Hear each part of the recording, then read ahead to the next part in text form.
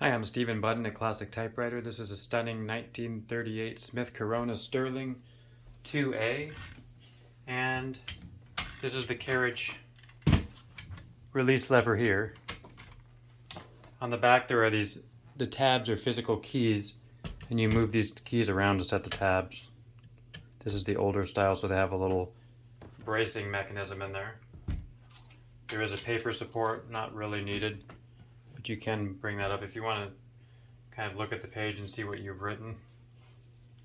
This is the left page guide. You generally line it up with there's a 0 in the ruler here, though it's not, for most work it's not that precise. Sometimes these don't grip the paper well. I resurfaced this plate in, it's working pretty well. You move these paper fingers over, they'll kind of hold the paper in place. Then you set, this is how you push this button down on these. This is how you set the left and right margin. I'm just setting a little bit of a margin there. This is the right margin. When you're about to hit the margin, the bell rings. So this is because the ruler bar here goes up to 00, that means it's a 12 character per inch, which is a smaller typeface. It's almost like a 10-point font. This is how you shift. This is how you change color to red. I'm going to do a little type demo here.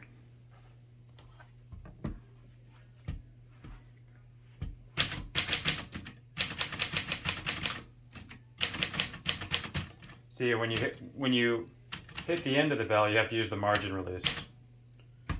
That'll allow you to type a few more characters.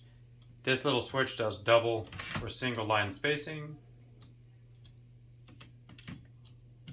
That's double, that's single. It was sort of stuck between.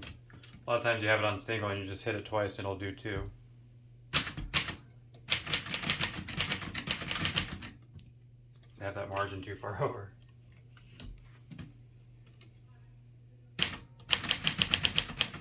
You kind of get a sense of the sound of this. Oops, how to fix that.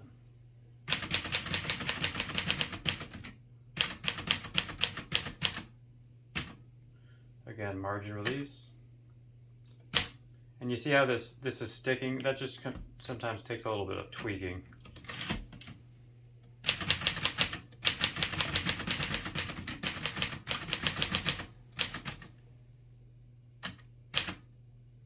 Margin release is getting me. I usually don't even have the margin, I'm just demonstrating the bell. If I'm typing on a smaller piece of paper like this, I don't really use the margin. This is how you make an exclamation point. This apostrophe, backspace, and a period under it.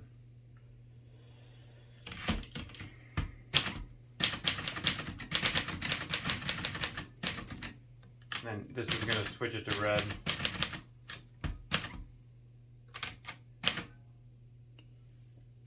So you can see my little tweaking of that period made it not stick.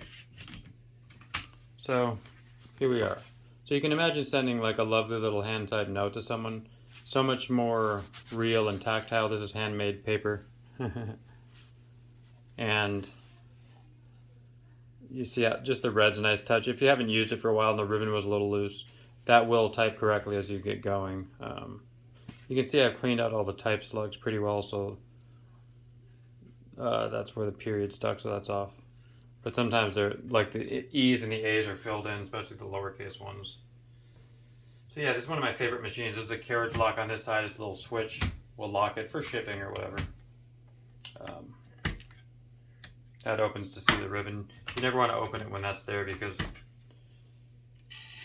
these are contemporary ribbon spools, and that one I often put the metal original ones in, which I will do in a minute.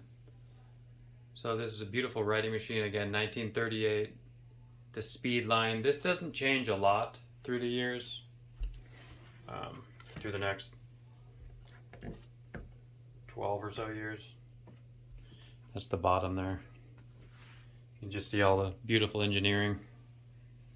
And this metal on some of these will tend to oxidize. It gets like a white powder on it. That's inescapable. You just have to kind of brush that off with a dry brush. And some of the problems with these, some of these keys are sometimes disconnected. It's a bit of an art form to reconnect them, but if they are disconnected, these often stick, so you need to rinse that out and unbend them. There's sometimes pieces missing or the draw band comes off, but you know. Generally, these are very resilient, reliable, and very fast once you get to know them. There is no one key. You use a lowercase l. There are tabs on this one. There are not tabs on the Clipper, the C version. I'm trying to think if there's anything else to show you. Carriage lock. This is a demo of the tab where it hits those keys. This is the ribbon. The ribbon will reverse automatically, and this is how you reverse it manually in case it gets stuck or something. So, thank you so much. Again, I'm Stephen Button. I hope you enjoyed that. I'll see you again soon.